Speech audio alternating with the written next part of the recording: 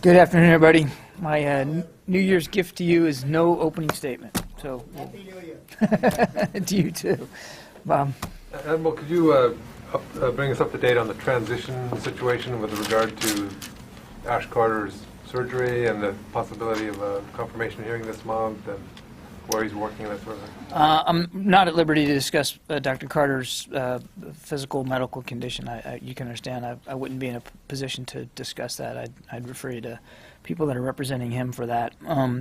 What I can tell you from our end is that, as I mentioned before the break, we do have a transition team here at the Pentagon set up under Mr. Lumpkin, Mike Lumpkin, who is running it, with all the requisite experts that need to be on such a team. They continue to share policy papers with Dr. Carter and his team to the degree that they ask for things that are provided information to digest. I think Dr. Carter and his team, are working to prepare him for the confirmation process. I don't have anything in terms of schedule to provide you. That's obviously not something we dictate here at the Pentagon. That's something that the Senate Armed Services Committee manages, and so I simply don't have any more information on timing. Is the Carter team operating out of the Pentagon? There are office spaces available for them that I understand that they're using, yes. And the Secretary's schedule, is he going to have any more public events? I think you'll see the Secretary throughout the next month or so publicly. Yes, I don't have anything to announce schedule-wise today, but I think as we do, and as the schedule firms up, you'll see us provide that to you. But yes, there'll be some public events in the near future. Hearings are?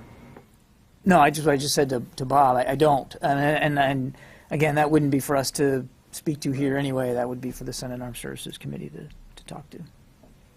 Has Dr. Carter himself been in the building the last few weeks? Not to my knowledge, no. Yeah.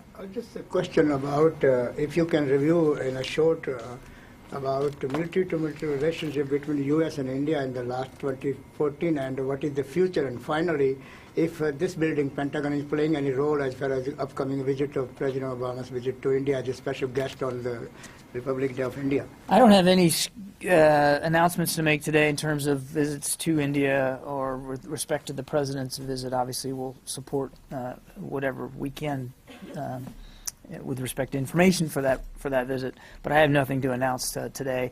And as you know, and I've said before, our relationship with India is very, very important to us, and we believe it's on a very healthy trajectory now under the new administration. Bob?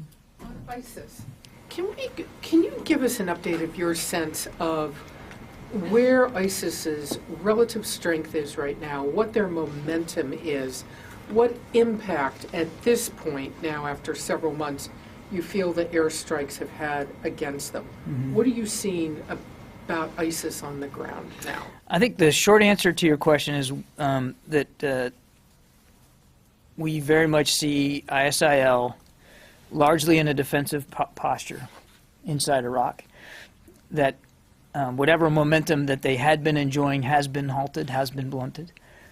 That has stayed steady over the last couple of weeks. Even as we were working through the holidays, we were monitoring this, and as you know, conducting airstrikes.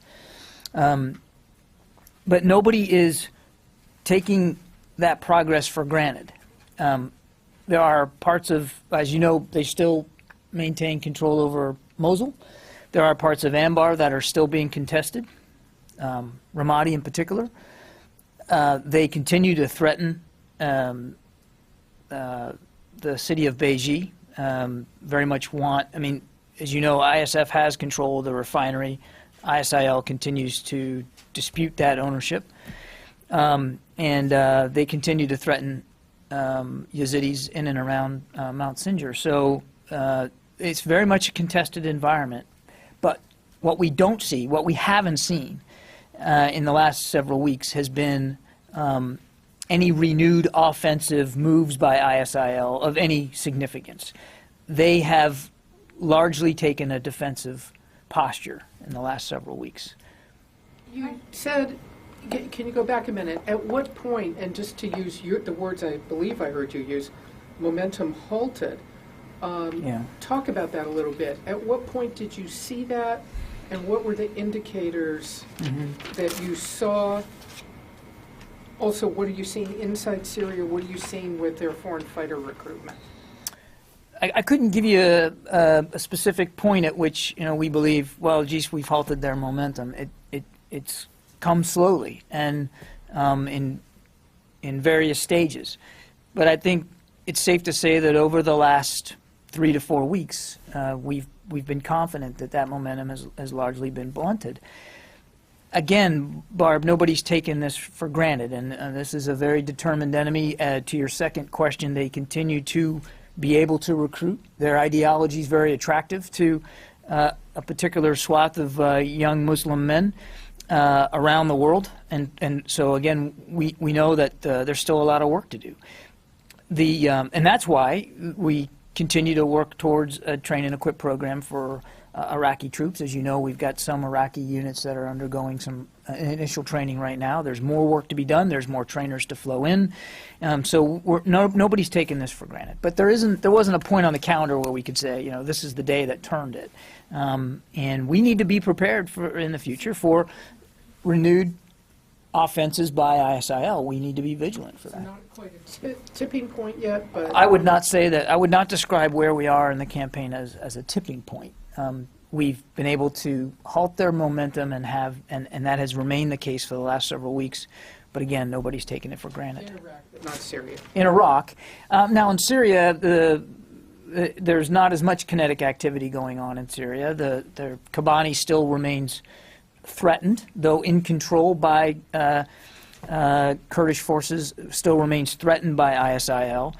And as you know very well, we continue to conduct airstrikes in and around Kobani as we deem appropriate. But there's just not as much kinetic activity going on inside Syria as in Iraq. That's where the locus of their energy is. Nancy? Can you provide any statistics to bolster what you've just said about this halt in momentum in the last 3 weeks? I mean, we've heard a lot in anecdotes, but never in any real statistics. Can you tell us, for example, what percentage of ISIS's equipment you've destroyed or oil revenues have been stopped?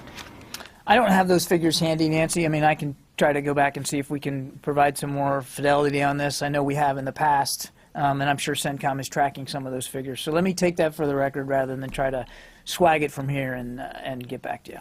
But that said, don't just because I don't have the facts and figures handy doesn't mean I don't remain confident in the assertions that I've made here from the podium. So what are they based on? Are they based They're on based. Well, we know, for instance, we've had a dramatic effect on their ability to get revenue from oil. We know that. Now, I don't have the figures handy with me. We know we've destroyed hundreds and hundreds of vehicles, artillery positions, checkpoints. We know that we've killed hundreds of their forces, and we know simply by virtue of where they are on the map and how little they are moving now, that we have blunted the momentum that they once enjoyed. They're not as free to maneuver around. They're not taking new ground necessarily, and they are in a more defensive posture. We know that, and some of this we know simply by intelligence that we're getting. But I can't just give you facts and figures right now. You're going to have to let me get back to you on that. But that's the basis of our assurances today. I'm sorry, could you clarify something? Maybe I hadn't seen them. You said you've provided those statistics in the past in terms of percentage of things. Can you remind me when's the last time you provided I don't have that, Nancy. I don't know. Couldn't give you the exact date. I know that we have access to that kind of information, and to the degree we can get it to you, we will. Eric? John, what percentage of Kobani is in Kurdish control, and what percentage is in I think ISIS? I'd be hard-pressed to give it an exact figure. We know, but I would say the vast majority of Kobani, we believe, remains in Kurdish force control. At no point did ISIL ever really get more than about a quarter, 25% of Kobani in their hands. We never saw it really get beyond that. Now, where is it exactly today? I don't know, Eric. I'll have to get back to you. But we still believe the vast majority of Kobani remains in Kurdish control. A large number of airstrikes every day around Kobani, by far the most in Syria. What does that reflect? Does that reflect a continuing push by ISIL in on the town? Yeah. They're trying to get at it from different... I think it reflects their strong desire to still have Kobani, and that has not dampened. They haven't been able to succeed, and as they present themselves, and we've said this before, we're going to hit them. Bill. Would you please expand on a point you made in answering Barbara's question about the American effort this year going forward? When are the next batch of troops going to get there? When do you expect that training effort for the Iraqis to hit its peak? And can you tell us what the goals or ambitions are for that operation? Are they going to be training the Iraqis to basically just take on ISIL for the near term and then kind of will pull out again? Or will the American effort be able to make it stick this time and leave an Iraqi army that can function more effectively than it did when it was pressed by ISIS last year? I think there's an awful lot there. I think we need to put a little perspective on this, and I'll try not to be too long-winded here. First of all, I think you'll start to see flowing to Iraq before the end of this month additional trainers for that mission. I can't give you an exact number right now. I don't have it. Orders are still being written. Transportation is still being arranged. And as you know, we will announce when we can. But I think you'll start to see additional trainers flow into the country this month. There are already hundreds of trainers there, some 300 at Al-Assad and more than 100 at Taji. There are 2 other training sites that we are preparing to receive additional troops. So you're going to see all month, in this month, you're going to see continued development of that mission.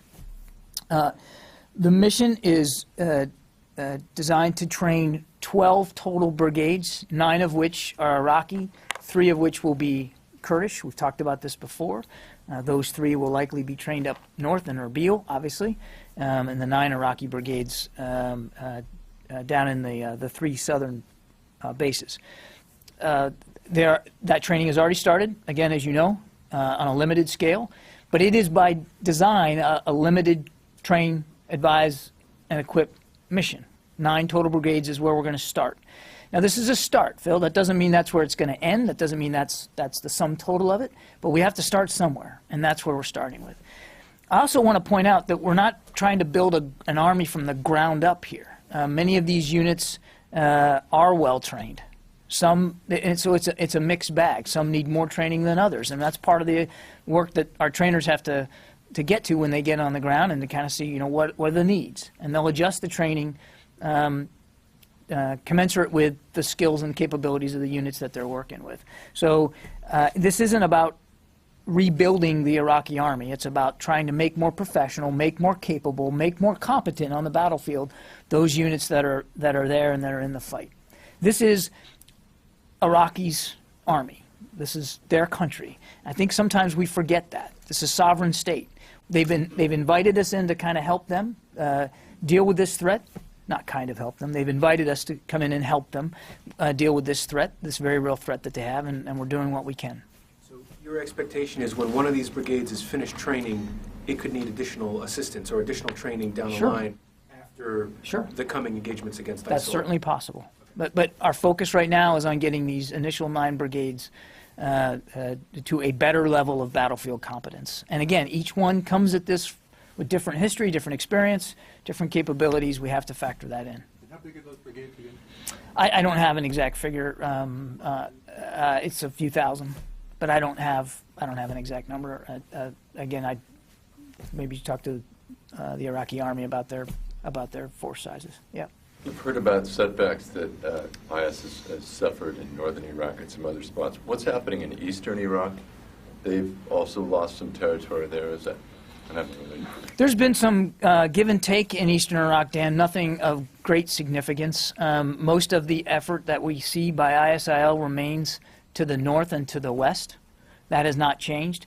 But to the south of Baghdad and to the northeast of Baghdad, there continues to be some sporadic fighting, but that's not where we believe the focus of ISIL has been. And then can you confirm, too, there have been some more airstrikes by Iranian forces? I don't have anything on that, no. I mean, since the last time we talked, I don't have any additional information, and I'd point you to Tehran to talk about their military operations. I don't have anything.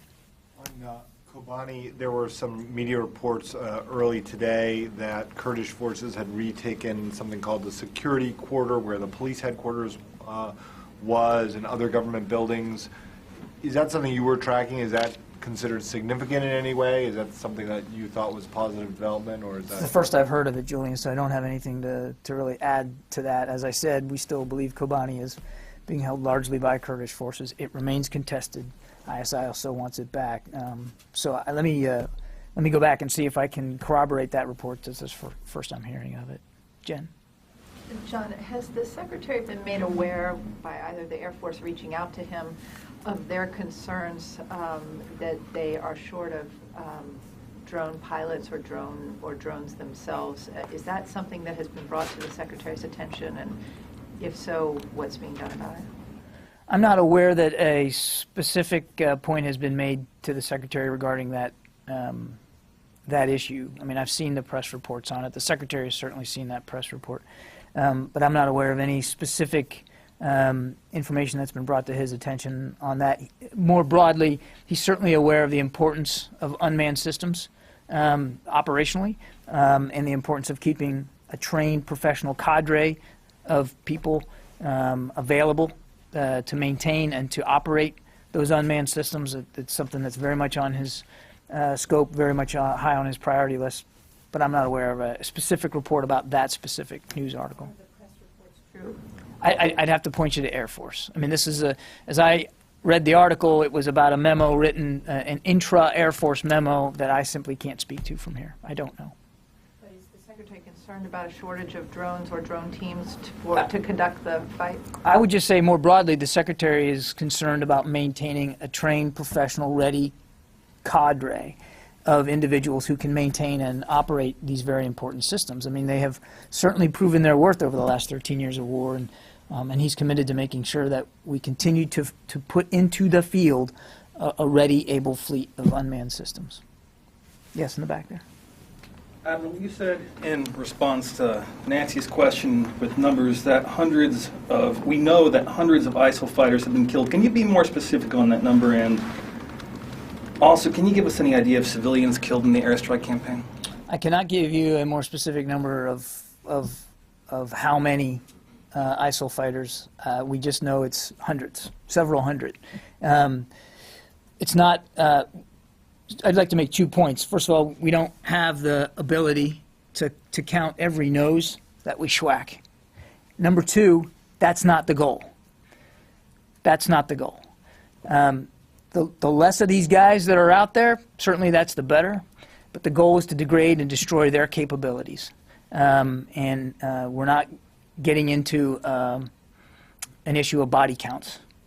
And that's why I don't have that number handy. I wouldn't have asked my staff to give me that number before I came out here. It's simply not a relevant figure. On civilian casualties, what I know is that CENTCOM, Central Command, is investigating several what they believe to be credible allegations of possible civilian casualties. I don't know all the details of that. I would point you to Central Command. I know that they are actively investigating what they believe to be at least a few incidents of civilian casualties that they think warrant further investigation, that they have found credible to investigate. On their own, they've done this. But again, I'd point you to Central Command for more detail on that. And if I could just editorialize a second, I mean, this is something we always take seriously. We are very mindful of trying to mitigate the risk to civilians every time we operate, everywhere we operate. And so when we do believe that we've had occasion to cause collateral damage or hurt, kill civilians, we take it seriously and we look into it.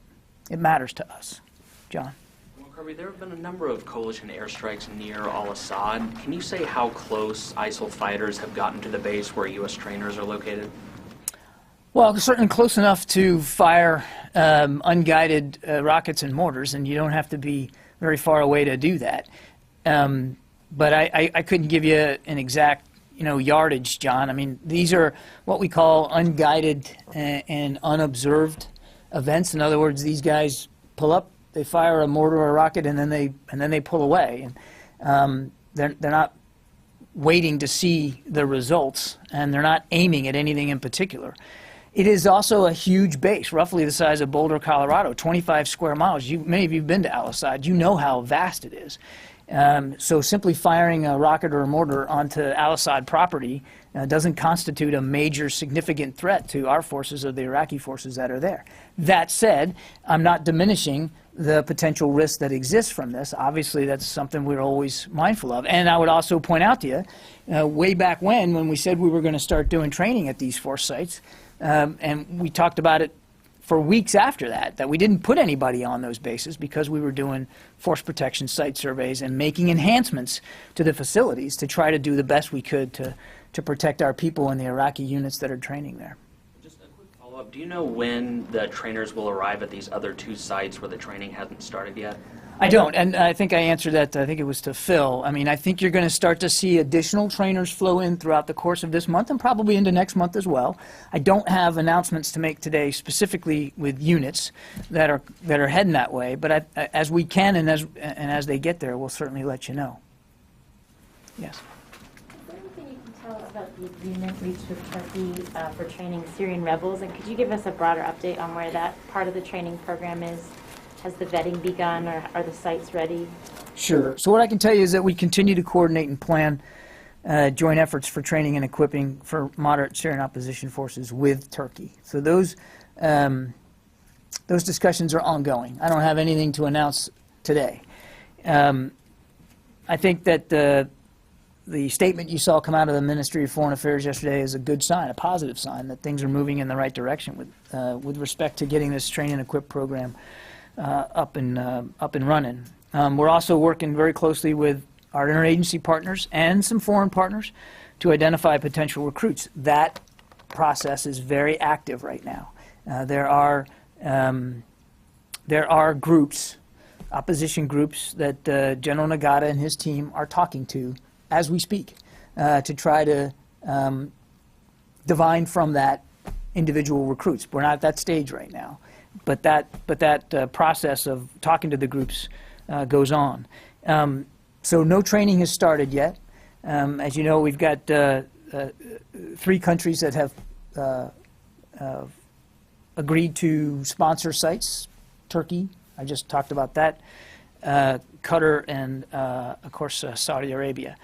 And there's other regional partners that we're talking to as well about contributions that they might be able to make. So the effort continues. And we look forward to, in the new year, getting it up and going. I think if we continue to make the progress that we're making now, that we believe we could start conducting some training of moderate opposition by early spring. I already got you, Craig. Carla? Thank you, Admiral. You mentioned several credible allegations of civilian casualties in the war against IS.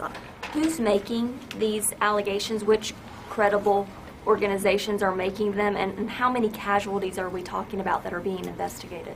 I don't know who initiated the allegations, and some of them come from inside. Some of them come from, information we glean about our own operations. So it's not like we only investigate civilian casualty allegations that some outside group brings to our attention, although that is often how they occur. I don't know what, if any, outside groups made allegations that now have led to an investigation by Central Command. You really should talk to them about that.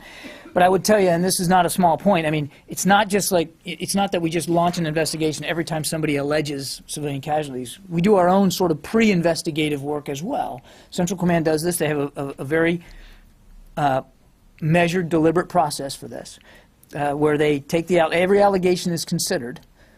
They look at it themselves and determine whether it is serious enough or there's enough question to warrant a full investigation. And as I said, I know that there's several that they are investigating now. I'm afraid I just don't have much more information than that at this point. Can you take that question and find out, please, soonest? I can. Feel free to also call Central Command, but I'm happy to take it. They'll probably answer you before they'll answer us, so if you could find out for us which allegations, and in fact, are these now so-called sort of 15-6 investigations? Are these actual formal fact-finding investigations? Is it the IG that's doing them? Have they turned them over to military investigators? Are they investigating themselves?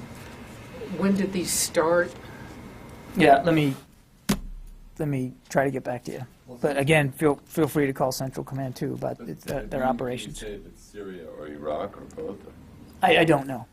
I don't know. All I know is several that they're investigating. I can't go any further than when I've gone before on this. Can you also say approximately when these came to CENTCOM's attention? I Because don't know. the consistent answer from them and from this department from this building, I should say, has been, we're not tracking any, reasonable incidents. Yeah. Now it sounds like they are.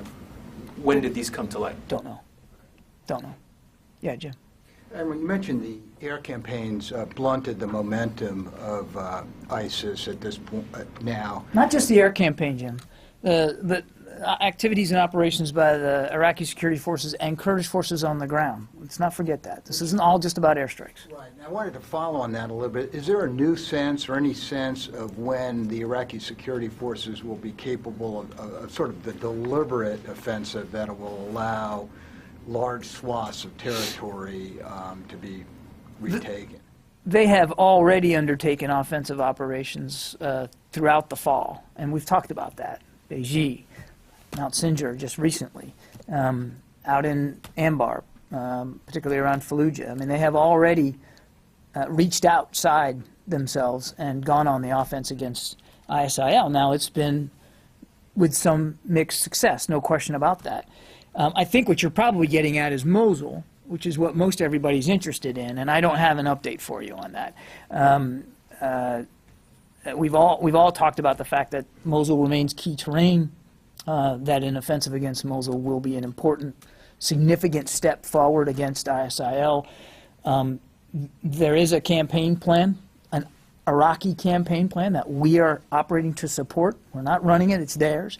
And eventually everybody knows that Mosul is going to have to be a target here, but I just don't have anything to announce in terms of timing. And even if I did, I wouldn't do that publicly.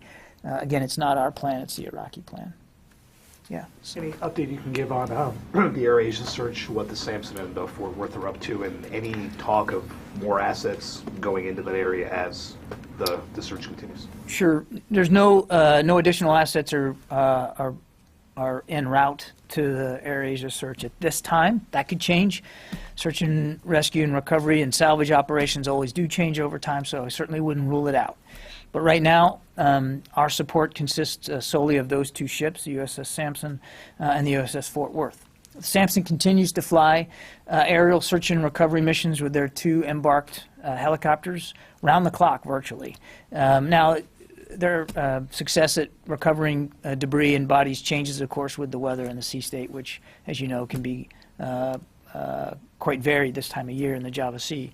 The Fort Worth has a helicopter on board that is also participating in aerial search and recovery. But more critically, there's a team of divers on board the Fort Worth that are operating two towfish sonar devices that they tow behind these rigid hull inflatable boats, two boats that the Fort Worth puts in the water with these divers, and they tow these two sonar devices. The sonar is predominantly what we call side scan sonar. It's used to help map the ocean floor and objects on the ocean floor. And it goes, again, at a very slow speed, 2 knots towed down there. They tow it down at about 20% of the total depth, so it's operating at about between 30 and 40 feet beneath the surface. I'm not aware of any significant wreckage that those particular two devices have mapped or seen or observed yet. But we're at it every day, just like our international partners. And I think it's important to remember that the Indonesians are in the lead. We are supporting them and their search and rescue agency, and that they've done a very good job leading, coordinating, and managing this very difficult effort. Yep, Gordon. Back on Iraq, and really a point of clarification. You talk about the flow of forces the next month or so. Yeah. Do you expect that will be the bulk of the forces required for the training mission as defined currently? That will be enough forces for the current training mission as defined, or will they continue to flow for several more months to support that mission? For the Iraqi train and equip mission, We believe right now up to the additional 1,500 that the President authorized should be sufficient.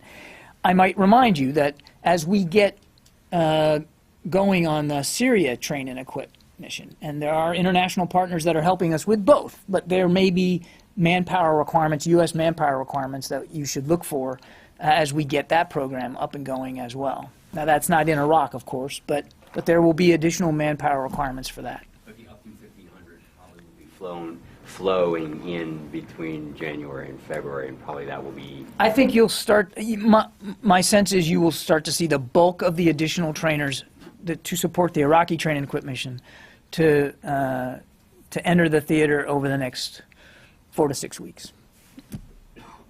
Jamie. You agreed earlier to take the question from Nancy about the metrics, about progress. Can we get that today? I'll do my very best, Jamie. Julian. The Afghan government has talked about reconciliation efforts that have been maybe done by China with the Taliban. Is that something that you have been tracking? Is that something that the command in Afghanistan has an opinion on whether this is a good time to do a renewed effort with China as a broker between? I don't have anything with respect to reports about China's involvement on that, Julian. What I can tell you is that it's long been the Pentagon's position to support a political reconciliation process, one that is Afghan-led, and that is no small requirement. It should be Afghan-led, but we've long supported that. I had one over here, Tony. A couple budgetary questions. One on, these are broad, okay? As the fiscal 16 budget comes up, there's going to be a lot of attention placed on the so-called war budget, the Overseas Operations Contingency Fund, OCO.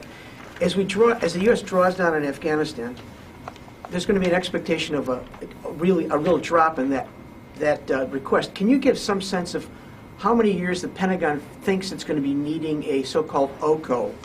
You know, the Congress approved $65 billion for this fiscal year, $85 billion in 14. Do you see it dropping and going away in a couple of years?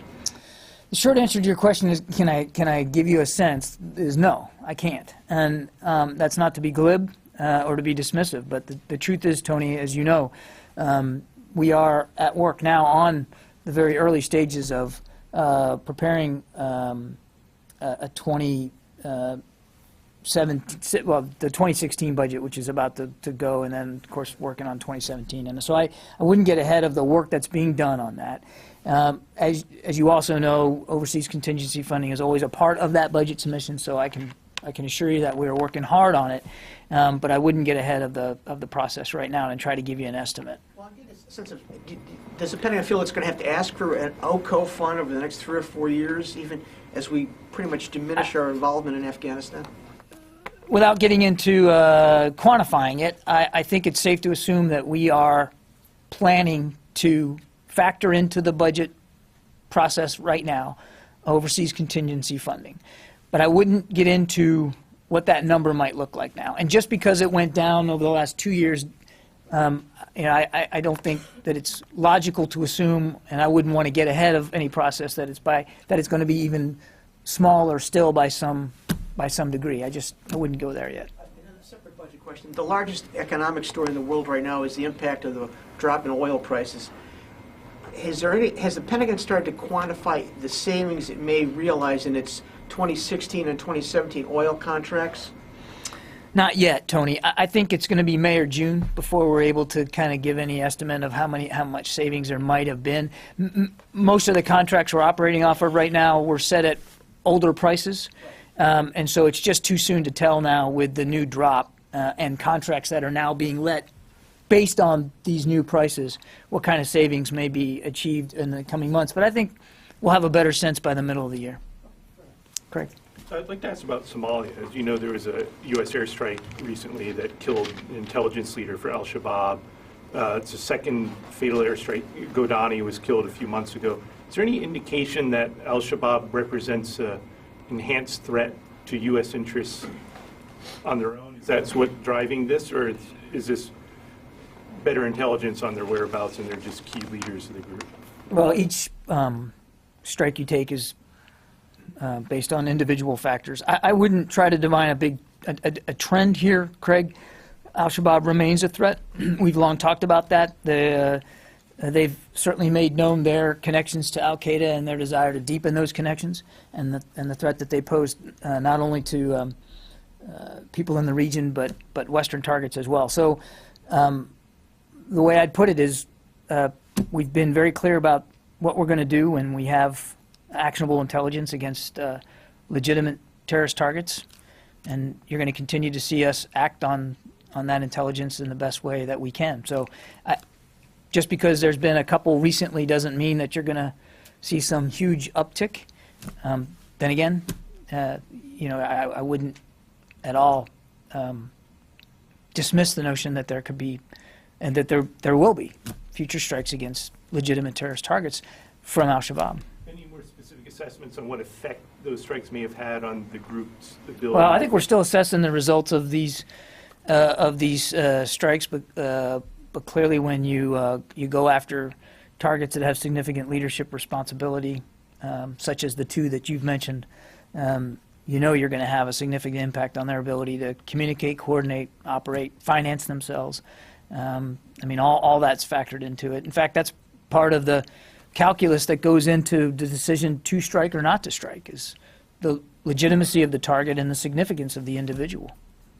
I think I got time for one more. Or not. All right. Thanks, everybody. We'll see you later.